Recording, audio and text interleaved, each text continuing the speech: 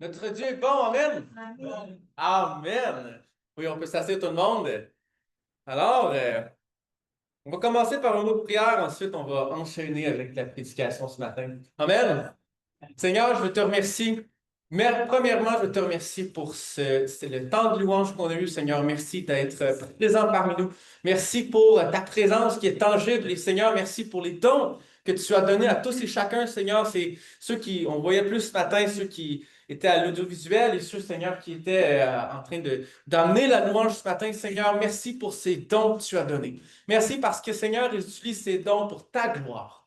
Et ta gloire seule, Seigneur. Merci pour notre monitrice qui était au cadet de la foi ce matin, Seigneur, qui a plusieurs enfants, Seigneur, on te remercie. C'est un sujet d'action de grâce, Seigneur, pour ces enfants que nous avons, Seigneur. Merci. Merci pour la monitrice que tu nous donnes aussi, Seigneur, qui prend soin de ces enfants. Des enfants qui sont au cadet de la foi ce matin. Bénis-les, Seigneur, et on prie qu'on puisse en avoir d'autres, Père. Que vraiment tu puisses remplir notre assemblée de jeunes enfants, Seigneur, et qu'on puisse pouvoir avoir bien du plaisir avec ces jeunes enfants et surtout les instruire, Seigneur, les enseigner dans tes voies, Seigneur. Leur apprendre ces principes bibliques qui sont importants d'apprendre dès un très jeune âge. Seigneur, merci. Merci pour tout et merci de bénir cette prédication, Seigneur. Merci de bénir nos cœurs, qu'on puisse être prêts à recevoir, Seigneur, ce que tu as pour nous, que notre cœur soit une terre fertile pour cette semence de la foi, Seigneur. Seigneur, cette semence qui prend des racines et qui prend des forces et que ce qu'on entend ce matin soit vraiment quelque chose qui va donner de l'engrais, Seigneur, à cette semence qui grandit, qui prend ses racines, Seigneur, ce matin. C'est en ton puissant nom que j'ai prié. Au nom de Jésus. Amen. All right. Je ne vais pas rencontrer tout le monde, alors bienvenue. Moi, mon nom, c'est Joey Buchanan. Je suis le pasteur assistant ici. Je suis bien heureux de vous avoir pour les nouveaux. Alors, si vous voyez ma face, elle ne changera pas. C'est ma face. Alors, bienvenue. On est content de vous avoir parmi nous. On va peut-être avoir la chance de se parler un peu par après le culte. Bienvenue. Je suis reconnaissant de vous voir ce matin. Ça fait 2 semaines de vacances. Je me suis très bien reposé, mon épouse avec. Et on est très content d'être parmi vous ce matin encore de retour pour continuer le reste de l'année. Amen. Le Seigneur a toujours de nouvelles choses et de bonnes choses à nous apprendre. Alors nos vies sont remplies d'actions de grâce parce que le Seigneur ne se limite pas à une journée ou à faire une chose par année dans nos vies. Amen. On veut plus qu'une chose du Seigneur dans nos vies par année. On peut crier ça là. Amen. Bon, c'est bon. Amen. Alors on est rempli d'actions de grâce et on est rempli du Seigneur. La batterie est bonne. Oh, ça sera pas bien long.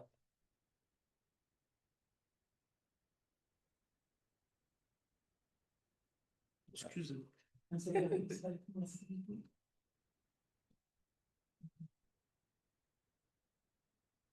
Bon, un, deux, ça recommence. On est parti. Bon, Amen. On a beaucoup parlé dans les dernières semaines de la foi. Comment la foi, c'est importante, qu'elle soit agissante dans nos vies, mais pas juste dans nos têtes ou dans nos cœurs, mais que ça devrait se générer en action. On doit faire des pas de foi que la parole de Dieu nous enseigne. Ces pas de foi, souvent, on le fait quand on ne voit pas bien plus loin que le nuage en avant de nous autres.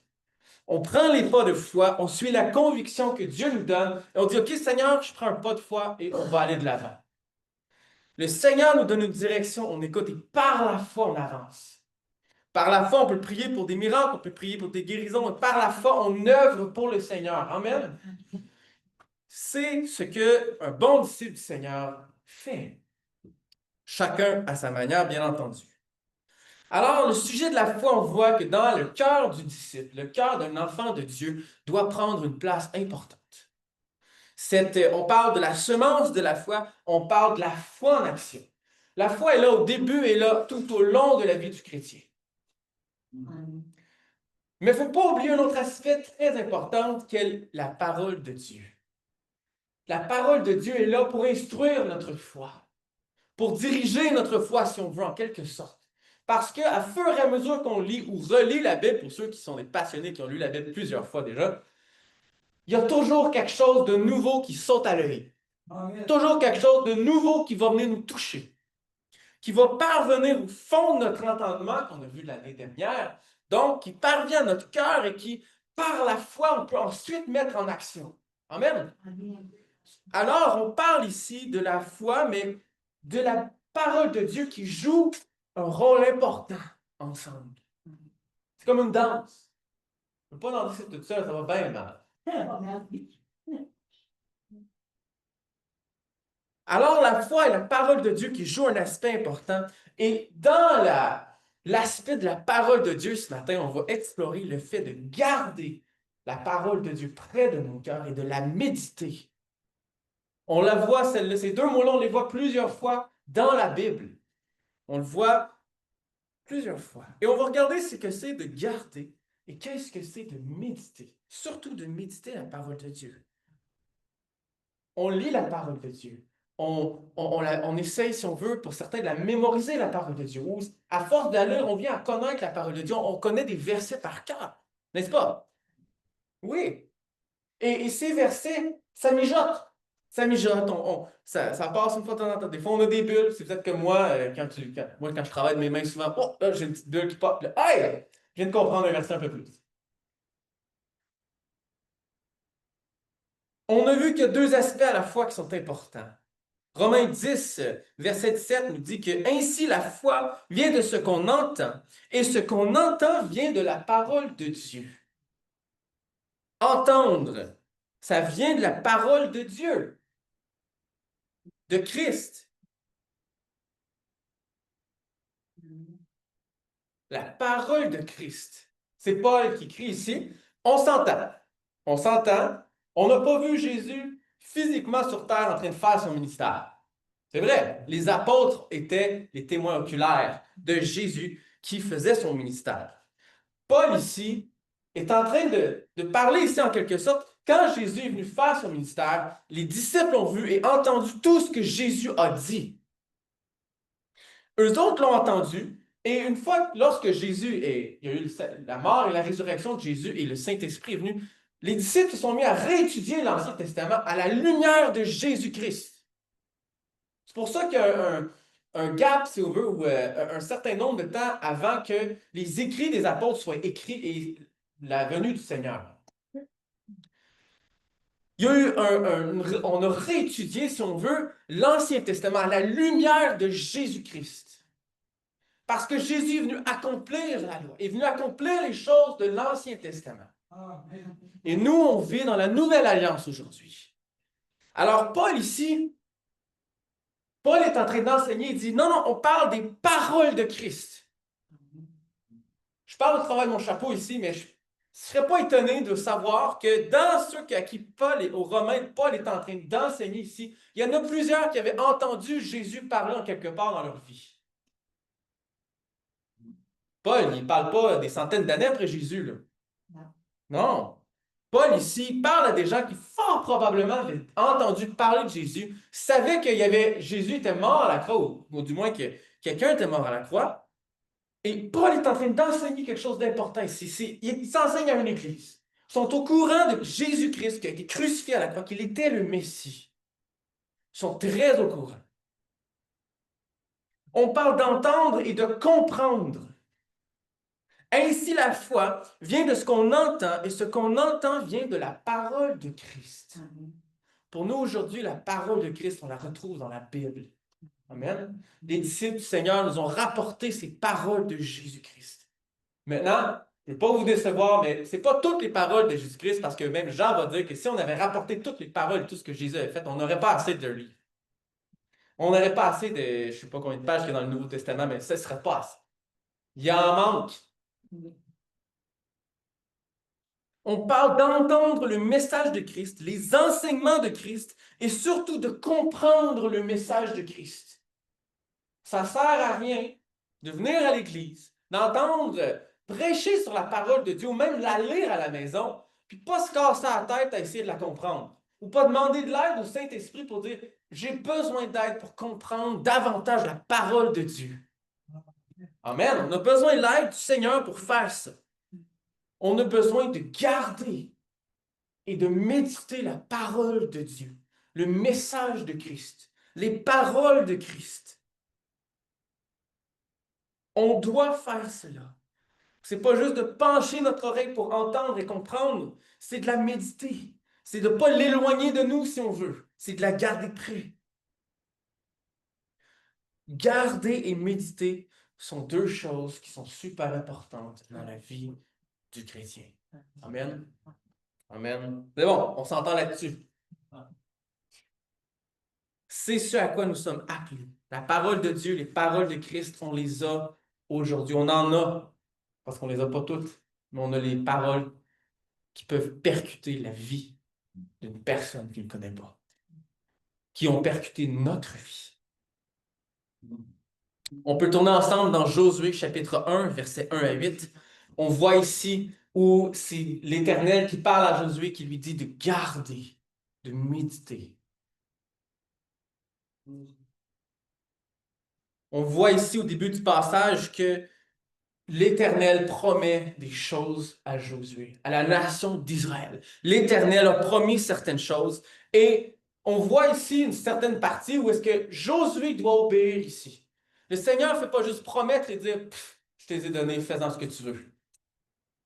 Il continue et on va le voir plus vers la fin où est-ce que le Seigneur lui dit « ok, maintenant, telle affaire, telle affaire, telle affaire ». L'obéissance est de mise et l'obéissance doit suivre la promesse. Josué chapitre 1, versets 1 à 8. C'est l'Éternel encore ici qui parle à Josué. Après la mort de Moïse, serviteur de l'Éternel, l'Éternel dit à Josué, fils de Nun, serviteur de Moïse, Moïse, mon serviteur est mort. Maintenant, lève-toi, passe ce Jourdain, toi et tout ce peuple, pour entrer dans le pays que je donne aux enfants d'Israël. Tout lieu que foulera la plante de votre pied, je vous le donne, comme je l'ai dit à Moïse. On réitère une promesse ici qui avait été faite à Moïse pour la nation d'Israël. Verset 4. Vous aurez pour territoire depuis le désert et le Liban jusqu'au grand fleuve, le fleuve de l'Euphrate, tout le pays des Hétiens, et jusqu'à la grande mer vers le soleil couchant. Pour une nation qui n'avait pas de territoire encore, c'est gros. C'est une méchante montagne à monter. Ils doivent affronter beaucoup de nations pour arriver à avoir leur territoire promis. Verset 5. Nul ne tiendra devant toi tant que tu vivras. Je serai avec toi comme j'ai été avec Moïse. Je ne te délaisserai point. Je ne t'abandonnerai point. Amen. 1 à 5 ici, on voit Dieu donne une promesse. Dieu dit, je ne t'abandonnerai point. Les territoires vous appartiendront. Et partout où la plante de votre pied, toute la terre, tout lieu que la plante de votre pied foulera, je vous la donne. Une promesse que Dieu avait faite à Moïse, que l'Éternel a faite avec Moïse, et que maintenant se passe à Josué, qui est le successeur de Moïse. Josué prend la place de Moïse parce que Moïse n'est plus là. Alors, Josué prend la place et pour ceux qui connaissent le Moïse qu'on voit dans la Bible, c'était des grands souliers à porter. Il avait large à porter parce que Moïse, c'était tout un homme pareil. Par la grâce de Dieu et avec l'aide de Dieu, Moïse en a accompli des choses parce que Moïse avait été obéissant au Seigneur. Pour la plupart de sa vie, Moïse a obéi au Seigneur et cette promesse a été faite à la nation d'Israël par Moïse, l'entremise de Moïse. Dieu a libéré la nation d'Israël de l'emprise des Égyptiens, d'Égypte. Ils sont sortis de l'esclavage. Et ensuite, là, ils sont rendus à se rendre. Mais ça prend quelqu'un pour les amener l'autre bord du Jourdain. Moïse, il vient de mourir ici. Moïse, à cause il avait désobéi à une partie dans cette il a désobéi au Seigneur avec la roche, parce qu'il a frappé au lieu de, je pense, de dire. Et Moïse a désobéi, l'Éternel a dit, à cause de ça, tu ne vas pas traverser le Jourdain. Tu vas pouvoir voir la terre, mais de loin. Moïse a vu la terre de loin, mais ça prend quelqu'un pour amener la nation d'Israël de l'autre bord. Ça prend Josué. Dieu a choisi Josué, et Dieu ici parle à Josué. Mais Josué a de grands souliers à remplir, et on voit ici que Dieu, l'Éternel, réitère quelque chose. Il dit, je serai avec toi comme j'ai été avec Moïse. et je ne te délaisserai point, je ne t'abandonnerai point. Comme, si Dieu me disait ça, puis moi je remplaçais Moïse, je serais bien content de l'entendre. Verset 6.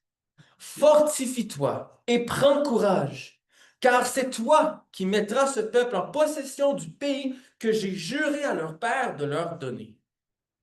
Encore une fois, fortifie-toi seulement et aie bon courage en agissant fidèlement selon toute la nation que Moïse, mon serviteur, t'a prescrite, toute la loi que Moïse, mon serviteur, t'a prescrite. Ne t'en détourne ni à gauche, ni à droite, afin de réussir dans tout ce que tu entreprendras.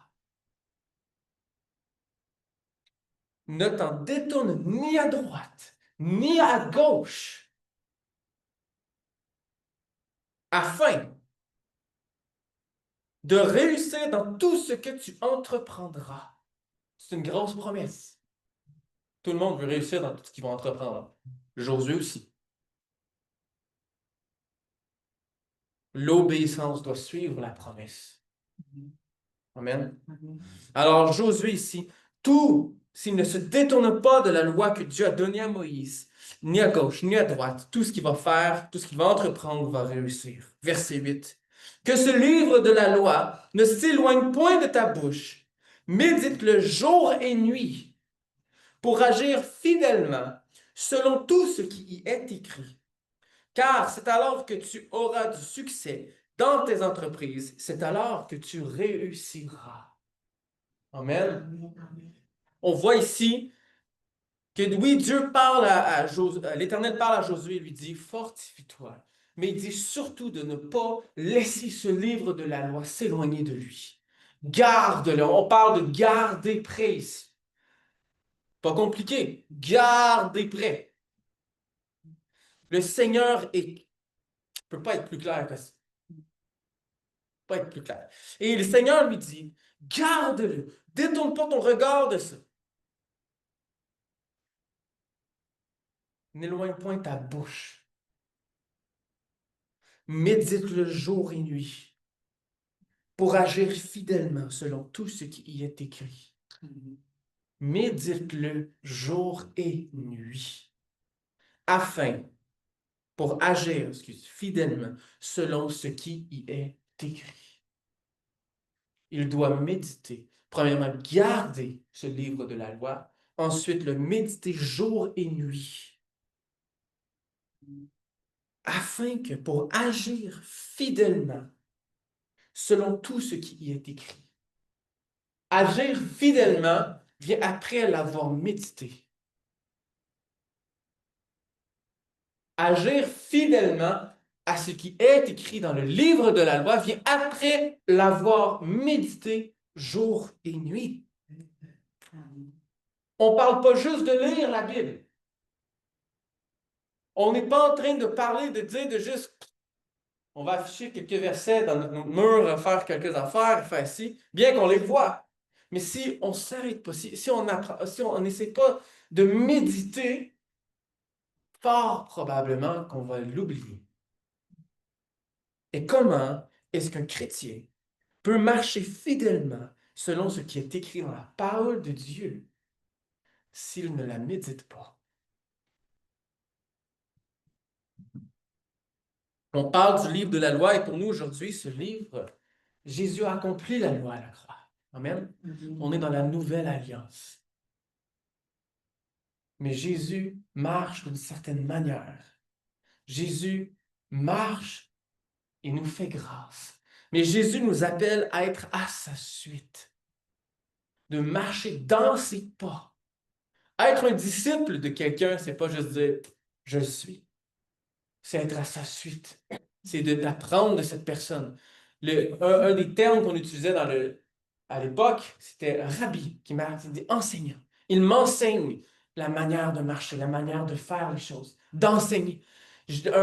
Jésus enseignait à ses disciples la parole de Dieu. Jésus faisait ravage parce que Jésus a enseigné avec une telle autorité que même les enseignants, les autorités religieuses de cette époque n'étaient pas capables de faire. Alors quand Jésus enseignait avec telle autorité sur ce que la parole de Dieu était et les paraboles qu'il apportait, les choses, l'interprétation que Jésus faisait des saintes Écritures. Ça, en bon québécois, on peut dire ça frappait dans le dash. Ça cognait une porte que c'est pas trop de personnes qui aimaient qu'elle cogne. Pas tout le monde voulait entendre cogner à cette porte-là. Jésus parlait et enseignait à ses disciples. Jésus était le Christ. Et voilà où les disciples, une partie des paroles de Christ que les disciples ont reçues, c'est quand il était à sa suite. C'est quand il marchait avec lui, qu'il le suivait partout où il allait. Les disciples ont parlé avec Jésus, ont passé du temps avec Jésus. Et on doit le faire aussi. Lorsqu'on applique, on médite, on garde près les paroles de Jésus, de Christ, alors je le crois que ce que nous entreprendrons, nous réussirons. Dieu, l'Éternel, avait promis à Josué que s'il gardait ce livre près de son cœur, le méditait jour et nuit, il serait fidèle. Il serait capable d'agir fidèlement. Et si on va du verset 1 au verset 8, on voit ici qu'il allait réussir, qu'il serait conquérant et qu'il amènerait la nation d'Israël dans le pays promis, dans la terre promise. C'est une grande mission. Mais l'Éternel ici n'est pas juste en train de dire à Josué, « Ah, tu vas être correct. Une petite tape dans le dos, puis ça va bien aller. »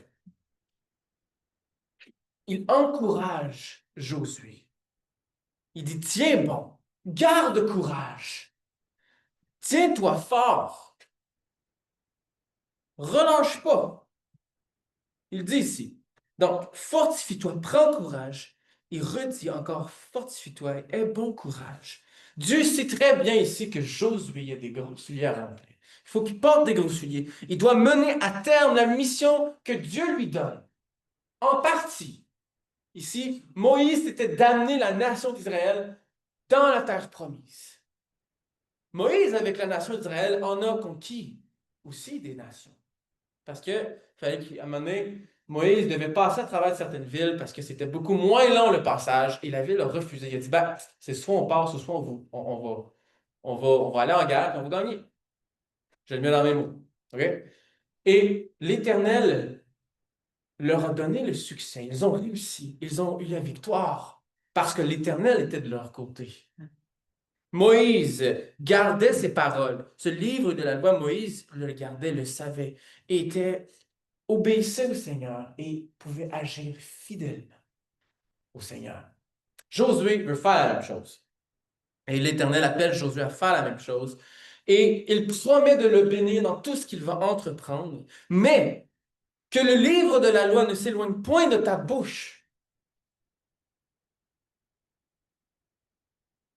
Quand on parle ne s'éloigne point, le mot utilisé ici, c'est s'en aller, abandonner ou enlever quelque chose. On parle d'enlever quelque chose de sa vie. Maintenant, quand on enlève quelque chose de notre vie, c'est on prend le livre et on le jette de poubelle. Mais quand on abandonne quelque chose, ça ne veut pas nécessairement dire qu'on se débarrasse du livre, qu'on arrête de le lire. Abandonner quelque chose, c'est pas parce qu'on connaît la matière qu'on le.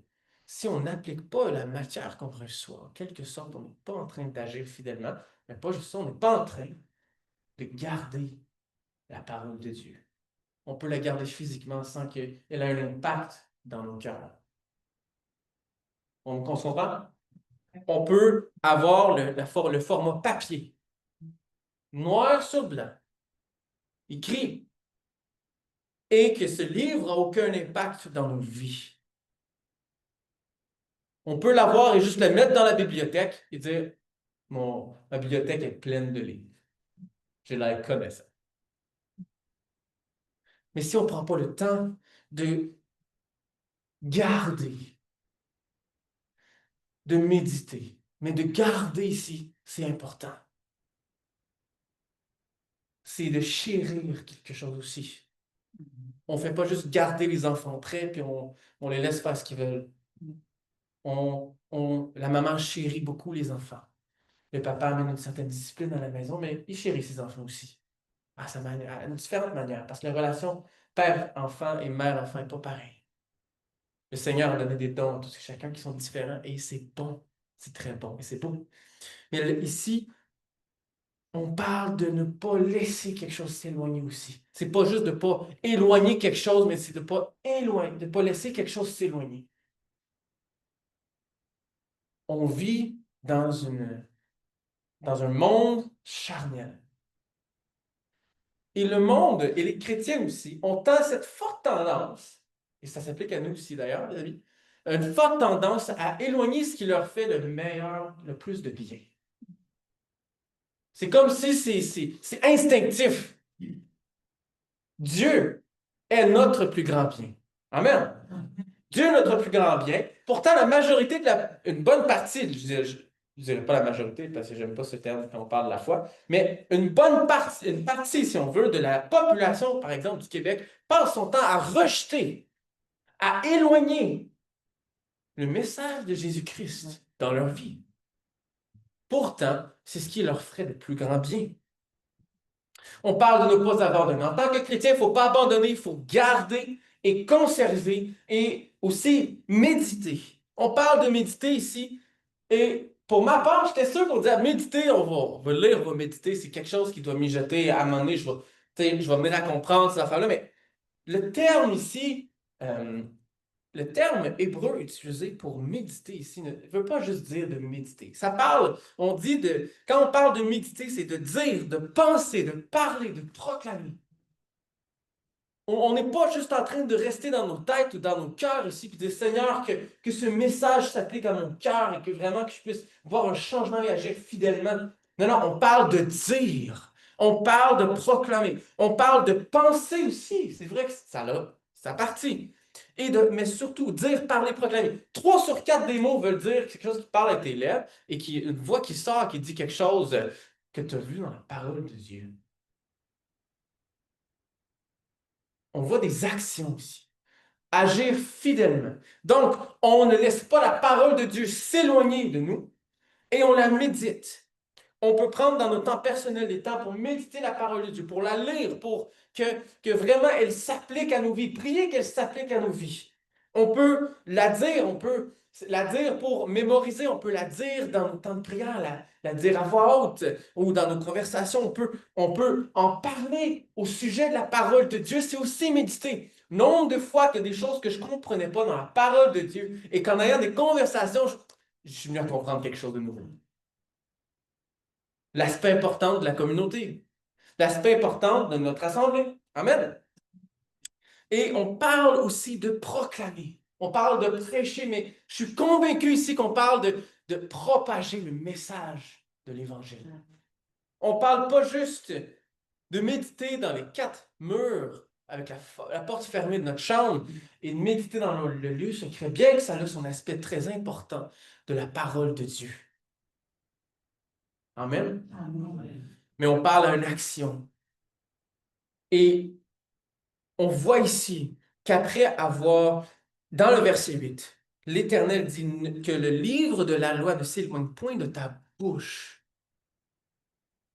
De ta bouche. Médite-le jour et nuit pour agir fidèlement selon tout ce qui y est écrit. Que ce livre de la parole de Dieu ne s'éloigne point de nos bouches. Méditons-le jour et nuit pour agir fidèlement selon tout ce qui y est écrit.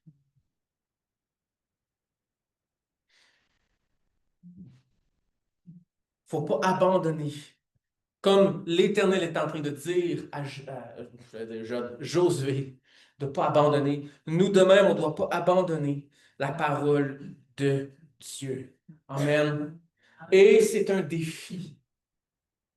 C'est un défi. J'étais en vacances, ça fait 2 semaines que je suis en vacances, et j'ai remarqué quand ça sort de la routine, on a plus de misère à garder la routine. quand même 40 heures et peut-être un peu plus des fois par semaine que là, pouf, tu te retrouves 40 heures, 80 heures sur 2 semaines si on veut.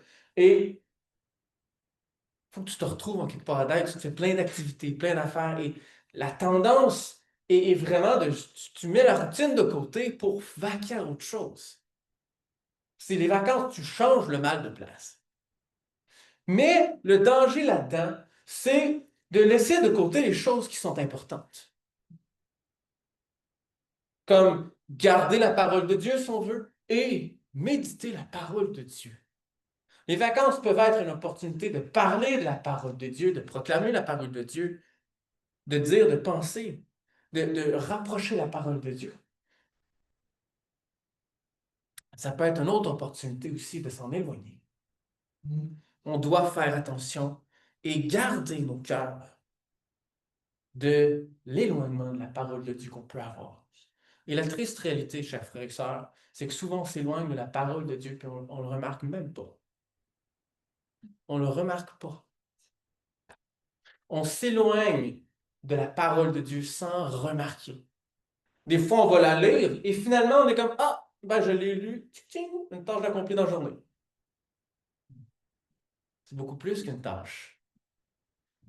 Ça doit avoir un impact. Ça doit nous amener à dire et agir fidèlement, mais dire des choses qu'on a appris de la parole de Dieu, à penser à la parole de Dieu, de parler, de proclamer. C'est pas juste quelque chose qui reste dans la tête ou dans la routine.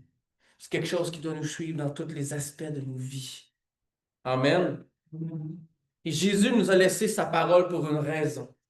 Il nous a laissé sa parole. Il a des plans pour nous, des plans de bonheur et non, et des plans de victoire et non des plans d'échec et des plans de découragement. Amen. Le Seigneur a des plans pour nous.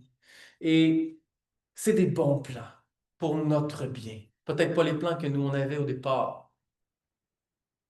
Le cœur de l'homme a beaucoup de plans, mais c'est ceux de l'Éternel qui s'accomplissent. Amen. Alors, le Seigneur a beaucoup de plans pour nous, plein de promesses pour nous aujourd'hui.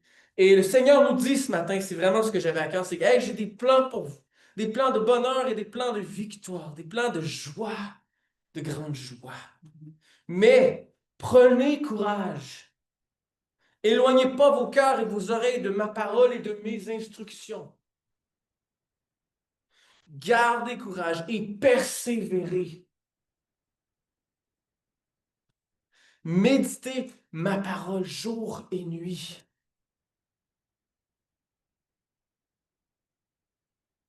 Alors vous pourrez agir fidèlement et vous verrez ma gloire s'accomplir. Amen. Agir fidèlement ne vient pas gratuitement.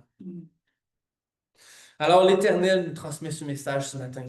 C'est un message qui apporte ses propres défis, mais des bons défis. Le Seigneur nous aime et on a tous un processus sur lequel, un cheminement dans lequel on passe et c'est un cheminement qui nous transforme pour sa gloire. On est d'accord? Amen? Le Seigneur est bon, plein de bénédictions pour nous. Et on va aller étudier un dernier passage, c'est Psaume chapitre 1, versets 1 à 3. Et on va voir ici que le bonheur, on trouve le bonheur en trouvant plaisir en la parole de Dieu. Et le psaume ici apporte une nuance, si on veut, un peu, je trouvais légèrement différente à celui de Josué. Josué, c'est fais ceci, fais cela, alors tu réussiras, et c'est très bien. Mais on parle ici le bonheur dans Psaume chapitre 1, verset 1 à 3. Allons-y. C'est heureux l'homme, verset 1, qui ne marche pas selon les conseils des méchants, qui ne s'arrête pas sur la voie des pécheurs, et qui ne s'assied pas en compagnie des moqueurs, mais qui trouve son plaisir dans la loi de l'Éternel et qui la médite jour et nuit. Encore une fois, on voit méditer accompagné de jour et nuit. Ça se fait même dans nos rêves. Verset 3. Il est comme un arbre planté près d'un courant d'eau qui donne son fruit en sa saison et dont le feuillage ne se flétrit point. Tout ce qu'il fait lui réussit. On aimerait juste les quelques derniers mots, tout ce qu'il fait lui réussit. Mais Pour avoir cet accomplissement dans nos vies, il y a quelque chose que nous-mêmes, on doit faire. Et c'est ici, ça concerne la parole de Dieu, ça concerne la foi aussi. On parle de heureux. Heureux. Ici, on parle du bonheur. Et laissez-moi définir le bonheur ici, OK? On parle de bonheur. Mais à l'époque de Jésus ou de Paul, si on veut, quand il est en train d'écrire le bonheur, il parle. Non, excuse ça, on n'est plus dans le roman, on est dans son. Oups. Bon, alors on parle de bonheur ici, mais la définition pour bonheur, ce que nous on donne aujourd'hui, c'est je veux vivre le bonheur. N'est-ce pas? On veut vivre le bonheur tous les jours de notre vie. On veut être dans le bonheur, solide. Mais quand on parle de bonheur à cette époque, dans Heureux l'homme, c'est très intéressant ici parce que le bonheur, c'était plus vu comme si on veut, une fin en soi, où dans le fond, c'est quelque chose à laquelle on travaillait toute la vie à parvenir. Alors, si on compare le mot bonheur aujourd'hui, c'est félicité. On travaille toute notre vie pour arriver au bonheur. Oh, ça apporte une perspective différente. Alors, heureux l'homme. Je retrouve mon verset. Voilà. Heureux l'homme qui ne marche pas selon les méchants, les conseils des méchants, qui ne s'arrête pas sur la voie des pécheurs et qui ne s'assied pas en compagnie des moqueurs. Heureux l'homme qui ne marche pas selon telle chose. On n'est pas en train de dire heureux l'homme qui récolte des fruits. Heureux l'homme qui fait ça. On est en train de demander, de dire heureux l'homme qui doit faire des choses qui lui demandent des efforts, qui lui demandent du travail. Heureux l'homme. Cet homme sera rempli de bonheur. Qui ne fait pas telle chose, mais qui trouve son plaisir dans la loi de l'Éternel. On parle de trouver plaisir. Plaisir, c'est toujours... Être heureux, c'est pas toujours quelque chose d'automatique. Heureux celui qui trouve plaisir dans la loi de l'Éternel, et j'ose même dire, heureux celui qui trouve plaisir dans la méditation et l'application de la parole de Dieu, dans l'application qui est fidèle à la parole de Dieu. Amen. Et c'est ce qu'on veut en tant que chrétien, c'est ce qu'on veut en tant que disciple de Jésus. Si on se place dans les souliers et que toutes nous... Dans les souliers, désolé, je déparle un peu. Si on se place et qu'on se dit, ah, c'est un peu le rêve de l'humanité ici, c'est le fun d'avoir les choses tout crues dans le bec. Et quand on se place dans ces sortes de souliers-là et qu'on se dit, ah, ça serait tellement le fun que les choses, ça se passe juste facilement, ça serait tellement un soulagement.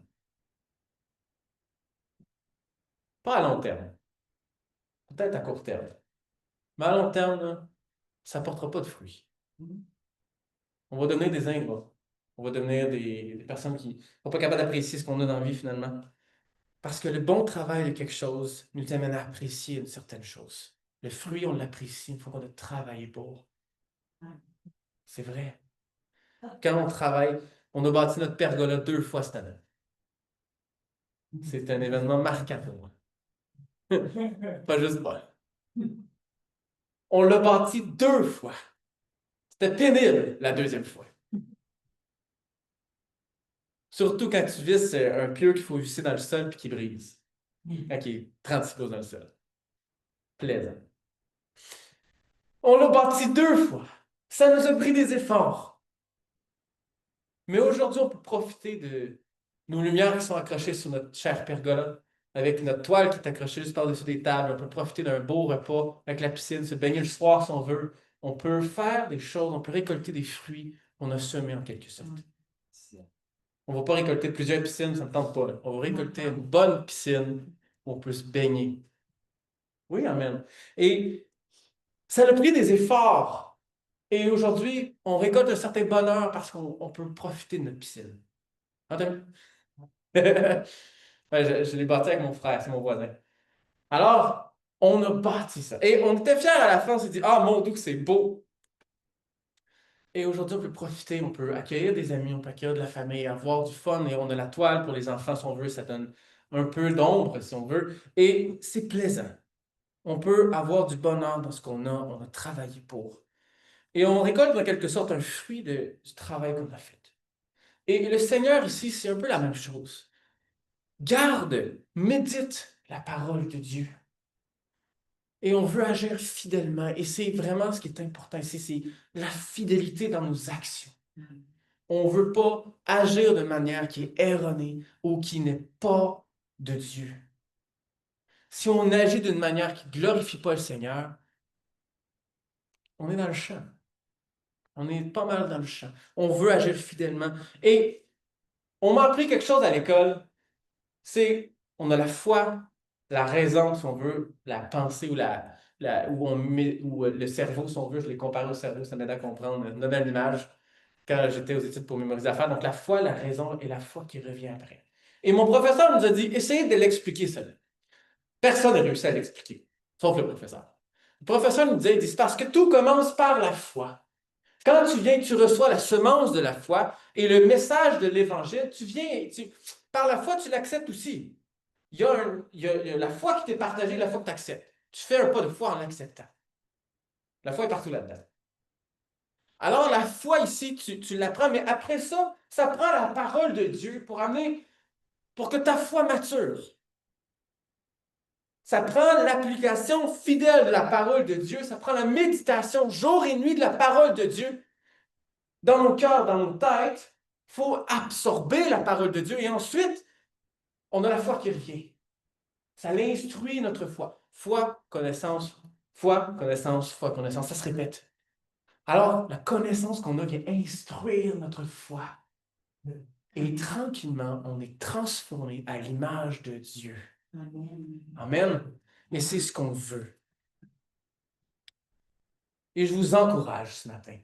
Même Paul, on le voit dans 2 Timothée 4, verset 13, Paul, à la fin de sa vie, voulait encore étudier et méditer la parole de Dieu. C'est à Timothée qui parle et qui dit, quand tu viendras, Timothée allait le voir, quand tu viendras, apporte le manteau que je l'ai laissé à Troas chez Carpu et les livres, surtout les parchemins. Parole de Dieu n'a pas toujours été dans un livre avec 2 endoules. C'était des parchemins, c'était écrits à la main. Et Paul, ici, on voit que même plus tard dans sa vie, il dit, non, non, amène-moi les, j'en mange. Prends plaisir dans la loi de l'Éternel. Prends plaisir dans la parole de Dieu. Alors, méditer et garder la parole de Dieu va instruire notre foi. Amen. Et c'est ce que je voulais apporter ce matin, ce que j'avais à cœur. Le Seigneur, l'Éternel, a des plans pour chacun d'entre vous, a des plans pour moi, pour vous et pour nous. Et le Seigneur ici ne veut pas qu'on délaisse sa parole. La foi est importante, mais la foi, la parole de Dieu, lorsqu'elle instruit notre foi, on ne va pas être mouvementé à toute vent de doctrine. On va avoir une foi établie. Et c'est ce que Dieu veut. C'est ce que Jésus désire pour nous. Et c'est ce que nous désirons pour nous dans notre foi avec le Seigneur aussi, n'est-ce pas? Amen? Amen. Alors, ce matin, c'est ça. On a vu que garder et méditer la parole de Dieu, de prendre plaisir dans la parole de Dieu, a un rôle très important dans l'aspect d'instruire notre foi. Et pour qu'on puisse agir fidèlement à la parole de Dieu, ça prend cet aspect de la garder et cet aspect de méditer la parole de Dieu dans nos vies. Amen. Amen. Amen. Amen. Alors, le Seigneur est bon. Le Seigneur nous a donné sa parole et on l'a encore aujourd'hui. Et merci, Seigneur. Sinon, on ferait banqueroute plusieurs fois. Notre maison serait dans la banqueroute, je pense. Alors, Dieu est fidèle. Dieu est fidèle. On va prier, ensuite on va aller aux annonces. Seigneur, merci. Merci, Seigneur, pour ta parole. Seigneur, en fait, c'est que ta parole est constamment présente dans nos vies. Ta parole est toujours là, Seigneur, et on a toujours le choix de la prendre, de la méditer, de la garder près ou juste de la laisser là sur l'étagère. Et Seigneur, on a le choix d'appliquer cet aspect de méditer et d'en parler ou de la garder pour nous aussi. Et Seigneur, ma prière ce matin, c'est qu'on puisse vraiment méditer ta parole jour et nuit. Seigneur, bien que pendant qu'on dort, c'est plus, on est moins conscient. Alors, Seigneur, ça prend ta grâce pour la méditer jour et nuit. Seigneur, je prie que on puisse méditer ta parole jour et nuit. Garde-nous de tout faux raisonnement. Garde-nous, Seigneur, de toute fausse doctrine. Qu'on puisse, Seigneur Jésus, creuser dans ta parole, la garder prête, la chérir et trouver plaisir dans ta parole, la méditer, pour que, Seigneur, on puisse agir fidèlement, pour que on puisse appliquer tes plans dans nos vies. Pour que, Seigneur, qu'on puisse récolter les fruits de garder, de prendre plaisir, de méditer ta parole, qu'on puisse en récolter les fruits, que tout ce que nous ferons réussira, Seigneur. Et j'ajoute, Seigneur, c'est tout ce qu'on fait qui est dans ta volonté pour nous réussira, Seigneur. Seigneur, ta parole nous dit qu'il y a beaucoup de plans dans les cœurs de l'homme, mais que c'est ceux de l'Éternel qui s'accomplissent. Et Seigneur, je prie ce matin que les désirs de nos cœurs soient tes désirs, Seigneur. Transforme nos désirs. Que vraiment par l'aspect de garder ta parole, de la chérir, d'en trouver plaisir, de la méditer, Seigneur, qu'elle puisse transformer nos cœurs, les désirs de nos cœurs, Seigneur. Et que ton nom soit glorifié. Seigneur, merci pour ta parole. Merci pour qui tu es, Seigneur. Que l'obéissance suive la promesse dans nos vies, Seigneur. Que oui, ces promesses qu'on voit dans ta parole, qu'ils puissent être suivies par l'application de l'obéissance dans nos vies, Seigneur. Et qu'on puisse vraiment vivre une joie, Seigneur, à méditer ta parole. Au nom de Jésus. Amen. Amen. Amen. Alors, ouais.